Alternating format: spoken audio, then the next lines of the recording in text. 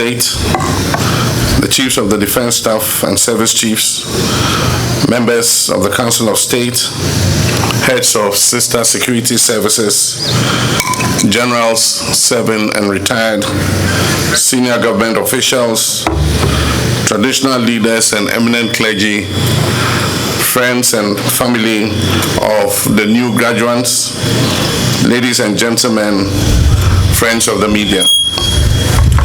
Today is certainly a momentous occasion, not just for you, the graduating officer cadets, but also for the entire nation and your families. Today we welcome you to the essential call to leadership and service with the noble colors of the Ghana Armed Forces. From today you shall leave the walls of this academy as proud members of the Ghana Armed Forces, just as many have done before you. Congratulations, my dear graduates of regular career course intake 63. Ladies and gentlemen, 9 years ago, I was here to perform a similar function as Commander-in-Chief of the Armed Forces. It gives me a great sense of nostalgia to be here again today. And as fate and the uncertainties of life would have it, I'm back again to preside over this auspicious ceremony. I'm grateful to the Almighty God and highly elated to be part of this graduation parade and commissioning ceremony. I wish to assure you that my administration and the entire Ghanaian people stand strongly with you in your bid to serve and protect our nation. Mother Ghana demands your devotion and your patriotic service. My dear officer cadets of the Ghana Armed Forces, you stand here today as a testament to the values of discipline, courage, and dedication that define the Ghana Armed Forces. This is because you have all successfully surmounted the rigors of the commissioning course.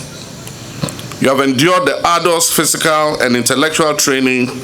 You've overcome countless challenges and proved yourselves worthy of the Presidential Commission.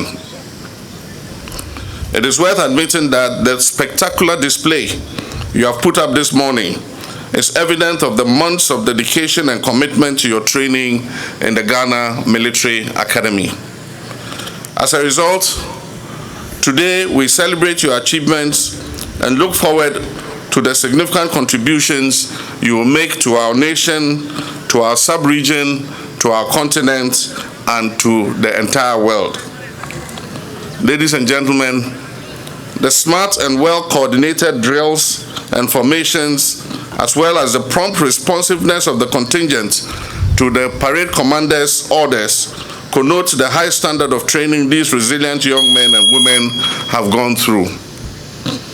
I'm convinced that your relatives who are gathered here today, and even those watching from far away through various networks, will be proud of your professional appearance and your smart display. Yeah, they deserve an applause, yeah?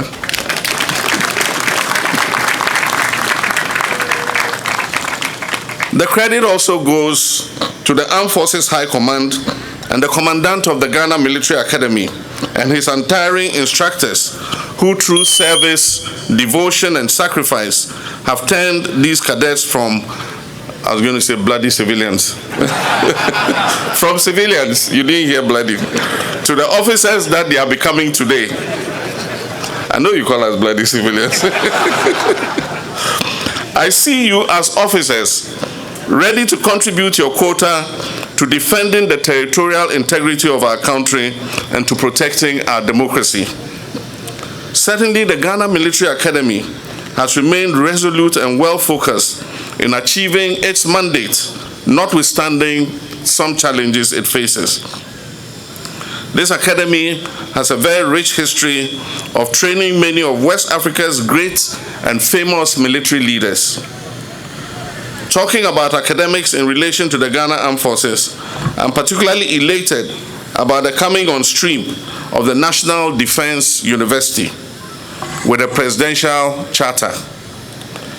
The Charter provides the Ghana Armed Forces the mandate to explore and facilitate extensive teaching and learning towards more effective national defense and security. Conceptually, as one of the constituent colleges of the National Defense University, the Ghana Military Academy will receive the needed facilities to achieve its mandate. This intervention will actualize the upgrading of the commissioning course to a postgraduate diploma status for newly commissioned officers. And so when the officers are commissioned, they'll come out with a postgraduate diploma.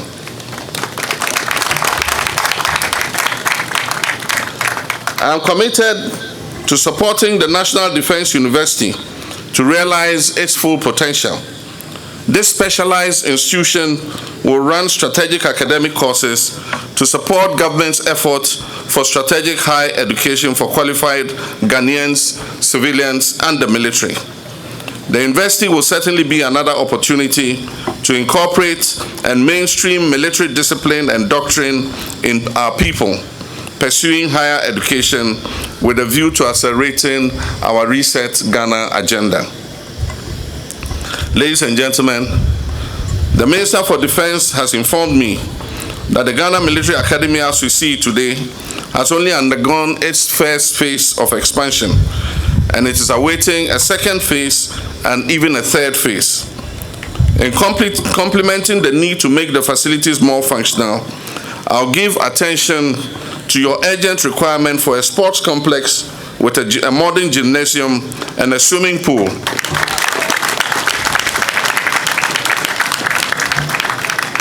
And also the construction of an outer perimeter road to facilitate training in the academy.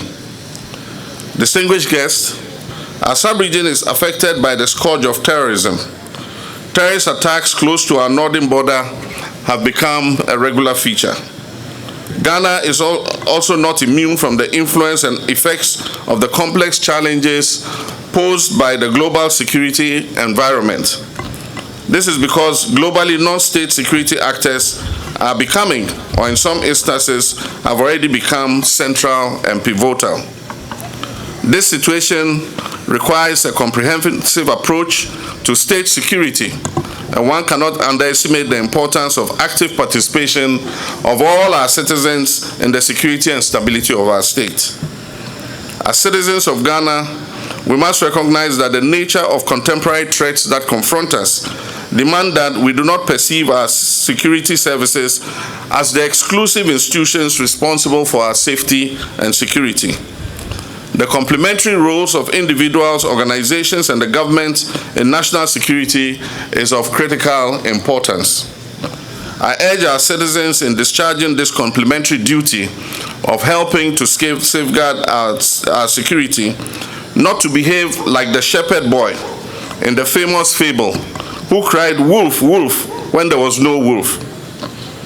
If we behave like that boy, either for partisan or parochial interest, we distract the attention of our security services from focusing on their critical job of keeping us safe. Let us support our security services and the Ghana Armed Forces with information that is useful and intelligence that is helpful, that will advance their work rather than retrogress it. Let me reiterate that we will take all allegations of crime seriously and trigger our security service investigative machinery to go after criminals, no matter who they are. But let me state emphatically also that we do not have the resources and time to engage in any game of smoke and mirrors. The Ghana Armed Forces is engaged in several theaters to maintain peace and security in our nation. One major flashpoint continues to be the Boku area. Only 2 days ago, an incident in a marketplace triggered an unfortunate loss of lives and criminal vandalism of property. I wish to emphasize that nobody gains from this situation of conflict and insecurity. We have triggered the Otumfor mediation process, which saw all stakeholders participate in discussions in Kumasi on a roadmap towards peace. I'm assured by the Asantehene that the process will resume next week when he returns from his brief visit abroad. Congratulations to our armed forces for the sacrifices you have made, even at the peril of your lives, to protect life and property in the Boku conflict area. We need the cooperation of all to restore peace in Boku and its environs, and I entreat all sides to embrace peace as we dialogue to resolve this age-old dispute. The distinguished guest, plans for the expansion of the Ghana Armed Forces to ensure increased capacity to counter both internal and external threats were initiated while I was in office in my previous term. During this period, we supervised the acquisition of air, land, and sea assets to equip the armed forces to fulfill their mandate of keeping our nation safe. Distinguished guests, ladies and gentlemen, in resetting our nation to build the Ghana we want, my government will aggressively pursue the ideas of operational and combat readiness of the Ghana Armed Forces. We will resource the Ghana Armed Forces. This means better equipment, including more simulators, advanced training, and the ability to mobilize swiftly in times of need. You will be equipped to excel in your duties. We shall assess the retooling initiative and facilitate cost-effective outcomes to equip our army to the standards required for a 21st century defense force. Distinguished ladies and gentlemen, as we revel in the significant achievements of our young regular career course 63 graduates who are ready to secure Ghana's peace and sovereignty, we must also reflect on Ghana's illustrious legacy in international peacekeeping. We pride ourselves in our nation's commitment to global peace and security. Indeed, this has not been a recent endeavor. It dates back to the 1960s when, under Osajifo Dr. Kwame Nkrumah of blessed memory, Ghana participated in the United Nations peacekeeping force deployed in the Republic of Congo. Today, I pay profound tribute to the Ghanaian military martyrs who made the ultimate sacrifice in the Congo and other places. For the youth of today, let me inform you that the Congo Junction at the entrance of Bema Camp is a constant reminder of the sacrifices of our gallant men and women in uniform. Graduates, this is a noble and sacrificial profession, respected by all men and women, that you are being commissioned into today. You must sustain and enhance the momentum and add to the gains of your forebears and be ready to defend Ghana even at the peril of your lives. Since the 1960s, Ghana has remained unrivaled in our commitment and dedication to the cause of international peace efforts under the banner of the United Nations, the African Union, the Economic Community of West African States, and other mandates. The Kofi Annan International Peacekeeping Training Center has also deepened our understanding and improved our engagement in peace support operations. Indeed, Ghana is ranked the 7th largest troop contributing country to United Nations peace support operations. Globally, our officers and soldiers serve in 15 missions with a deployed strength of over 2,600 military personnel. Presently, Ghana has personnel in Lebanon, in South Sudan, Abyei, the Gambia, Guinea-Bissau, the Democratic Republic of Congo, Syria, Cyprus, the Central African Republic, Libya, Western Sahara, Morocco, Yemen, and Somalia. Our commitment to peacekeeping will continue as our contribution to creating a peaceful world for all. To maximize our national interest and well-being of the troops, we will streamline peacekeeping operations in line with UN requirements to yield the rewards that reflect our contribution on that global stage. The practice of fairness and integrity will be central as we enforce transparency in the selection process for peacekeeping duties. Together with your hard-working military high command, we shall ensure that the most qualified officers and soldiers are given the opportunities to serve. distinguished guests, our deployment has been gender sensitive, making Ghana Armed Forces the standard bearer in the deployment of formed female soldiers across peacekeeping missions. Ghana has exceeded the United Nations gender target for gender deployment. For formed troops, Ghana has deployed 24.62 females, higher than the United Nations target of 9%. And Ghana has deployed 23.3% female for staff officers and military observers in excess of the UN target of 14.21%. Congratulations to our women in uniform. Apart from helping to maintain global peace and security, the exposure of the Ghana Armed Forces and its troops to the negative effects of war and undemocratic change in government has been of benefit to national development.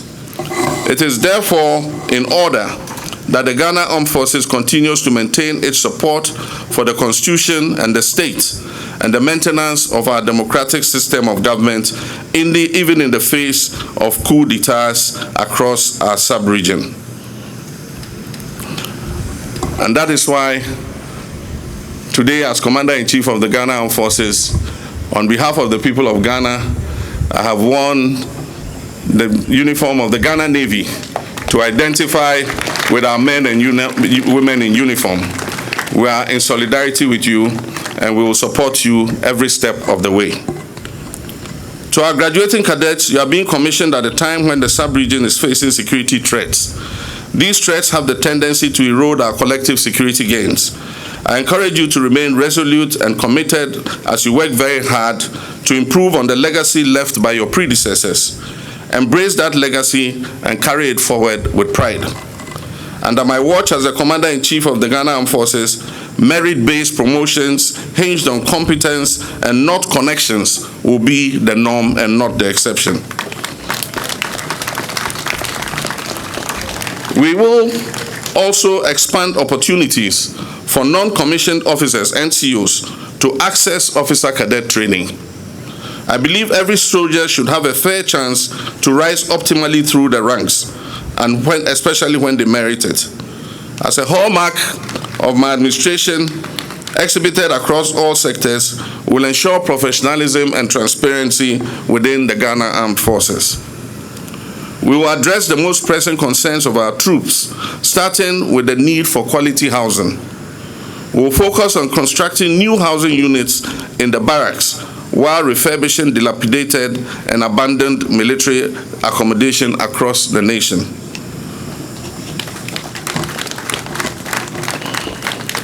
We believe that no service personnel should have to endure substandard living conditions. In addition to improved accommodation in our barracks, we will establish the Armed Forces Home Ownership Scheme to provide officers and soldiers with the opportunity to own their own private homes.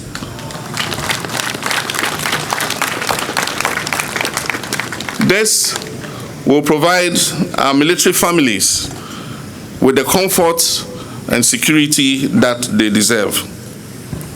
We'll prioritize the welfare of our troops and our civilian defense staff. Already, the Ministry of Defense is working to fix the acute feeding challenges that we inherited from the previous administration. The strategy is three-pronged. First is providing emergency food supplies.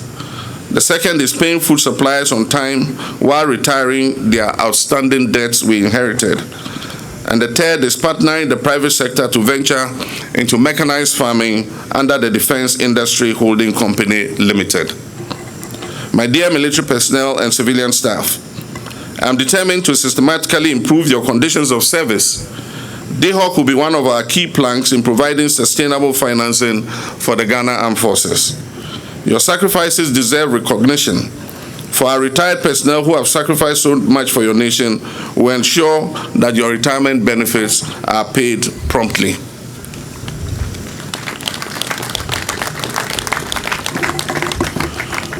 Distinguished gallant officers, soldiers, and defense civilian staff, your health is also a priority. We have a viable vision to upgrade your medical health facilities. We will therefore complete and equip the Kumasi Military Hospital at Afari in the Central Command. We've also budgeted for a military field hospital in Tamale. We want you and your families to have access to quality health care. The Defense Industries Holding Company, which is the commercial wing of the armed forces, will further see to the revamp of the defense production lines to produce clothing for our men and women in uniform, to produce boots and accessories for the Ghana Armed Forces and other security services.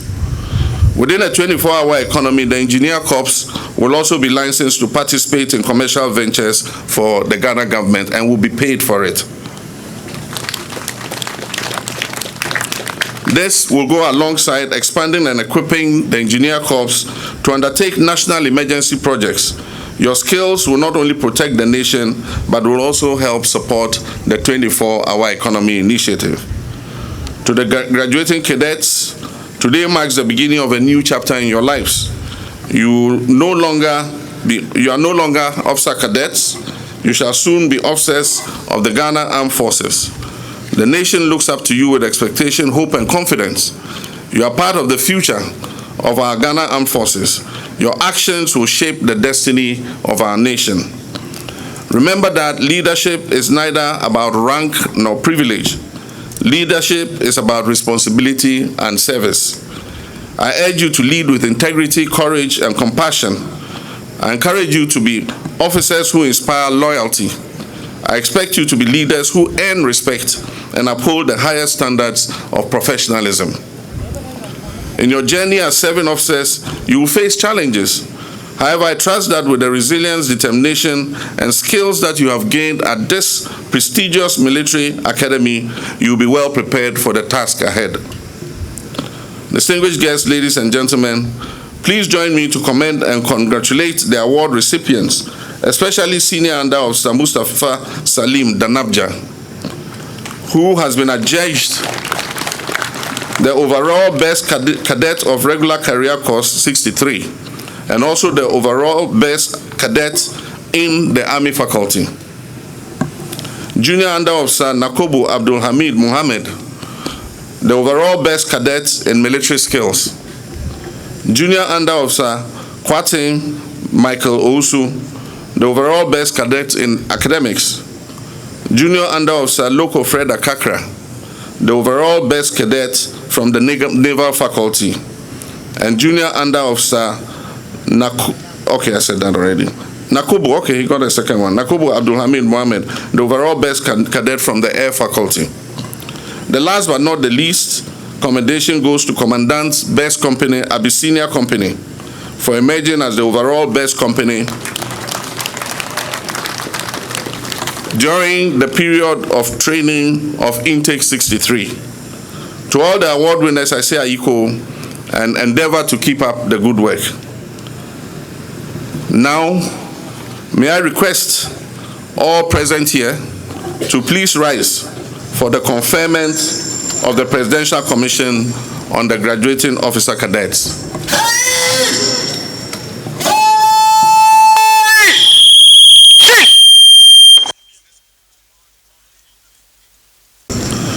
I, as President of the Republic and Commander-in-Chief of the Ghana Armed Forces, do hereby grant you the Graduating Officer Cadets of Regular Career Course 63, the President's Commission into the Ghana Armed Forces. Congratulations.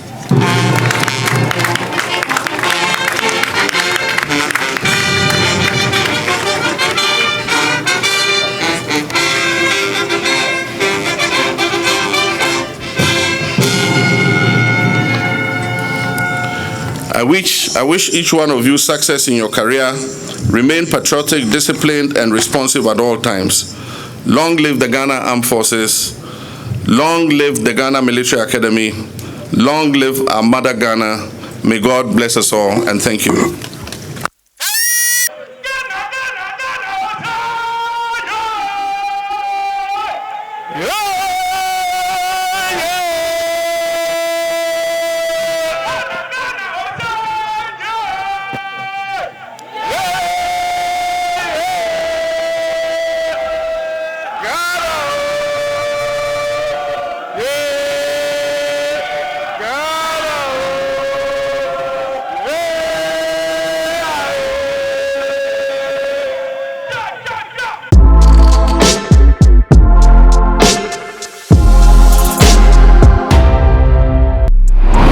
Please subscribe to Morris TVGH.